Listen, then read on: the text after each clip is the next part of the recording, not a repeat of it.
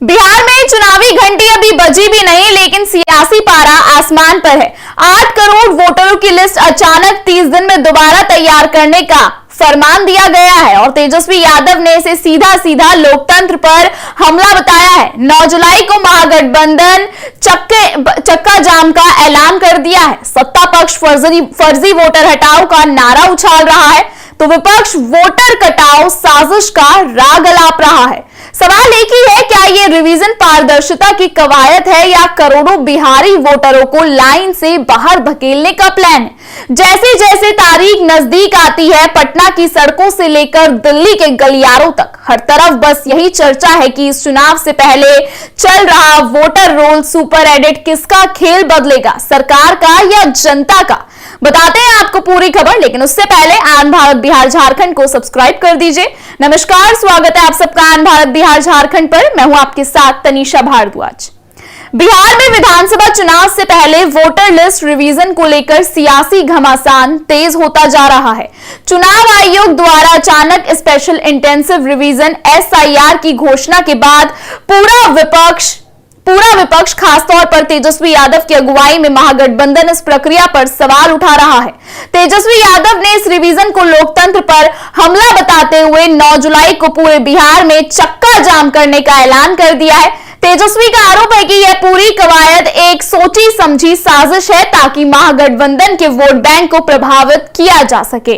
तेजस्वी का कहना है कि 25 दिन के भीतर 8 करोड़ मतदाताओं की पुनः जांच कर पाना व्यवहारिक नहीं है। उन्होंने तंज कसते हुए पूछा कि बाहर रह रहे 4 से 5 करोड़ बिहारी अगर खुद के खर्चे पर लौटना भी चाहें तो क्या रेलवे उनके लिए स्पेशल व्यवस्था करेगा? उन्होंने साथ ही यह भी मांग की कि Aadhaar card, ration card, job card और मनरेगा कार्ड जैसे आम दस्तावेजों को वोटर लिस्ट रिवीजन में मान्यता दी जाए, क्योंकि चुनाव आयोग द्वारा तय किए गए 11 दस्तावेज आम जनता के पास नहीं है। तेजस्वी यादव का यह भी कहना है कि यदि यह प्रक्रिया जल्दबाजी में हुई तो लाखों लोगों का नाम लिस्ट से बाहर हो सकता है, जो सीधा सीधा लोकतांत्रिक अधिकारों का हनन होगा। वही सत्ता पक्ष यानी NDA इस पूरे विरोध को साजिश के बचाव का ड्रामा बता रहा है। भाजपा और JDU नेताओं का तर्क है कि इस प्रक्रिया का उद्देश्य फर्जी वोटरों को हटाना है, जिससे चुनाव निष्पक्ष और पारदर्शी हो। उनका कहना है कि जब चुनाव आयोग अन्य राज्यों में ऐसे रिवीजन करता है और कांग्रेस जीतती है तब कोई सवाल नहीं उठाता, लेकिन बिहार में जब पारदर्शिता लाई जा रही है तो विपक्ष बौखलाया हुआ है। हालांकि NDA सहयोगी उपेंद्र कुशवाहा ने भी यह माना है कि इतनी बड़ी प्रक्रिया को इतने कम समय में करना व्यवहारिक रूप से चुनौतीपूर्ण होने वाला है। इतिहास की बात करें तो पिछली बार 2003 में बिहार में स्पेशल इंटेंसिव रिवीजन हुआ था, जिसे पूरा करने में 2 साल लगे थे। इस बार चुनाव से ठीक पहले यह प्रक्रिया शुरू करना और उसे मात्र 25 से 30 दिनों में निपटाने का लक्ष्य रखना सवालों के घेरे में है, खासतौर पर तब जब बिहार के लगभग आधे वोटर दूसरे राज्यों में काम करते हैं और उन्हें इस प्रक्रिया में शामिल करना लगभग असंभव है। विपक्ष को डर है कि इसका सीधा असर प्रवासी, गरीब, दलित और पिछड़े वर्ग के वोटर्स पर पड़ेगा, जो पारंपरिक रूप से महागठबंधन का समर्थन करते हैं। इस पूरे घटनाक्रम का सीधा असर आगामी विधानसभा चुनाव पर पड़ सकता है। अगर वाकई में बड़ी संख्या में लोगों के नाम कटते हैं या वे समय पर दस्तावेज नहीं दे पाते तो चुनाव का टर्नओवर भी गिर सकता है और वोटिंग का संतुलन भी बिगड़ सकता है।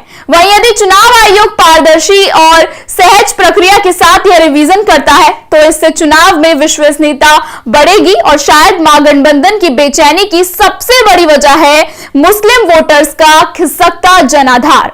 तेजस्वी यादव जानते हैं कि जिन इलाकों में मुसलमानों की आबादी ज्यादा है, रिपोर्ट्स ये बताती है वहीं सबसे ज्यादा दस्तावेजों की दिक्कत आ सकती है। यही वो वोट बैंक है जिसने दशकों तक लालू और तेजस्वी की राजनीति को जमीन दी, लेकिन अब जब रिवीजन की तलवार लटक रही है तो डर इस बात का नहीं कि वोटर लिस्ट सुधरेगी, डर इस बात का है कि कहीं वो परंपरागत वोट बैंक को चोट ना लग जाए। फिलहाल इस खबर में इतना ही। देश और दुनिया की तमाम बड़ी खबरों को लगातार देखने के लिए बने रहिए आन भारत बिहार झारखंड के साथ। अरे आप भी नहीं चला पा रहे टीवी?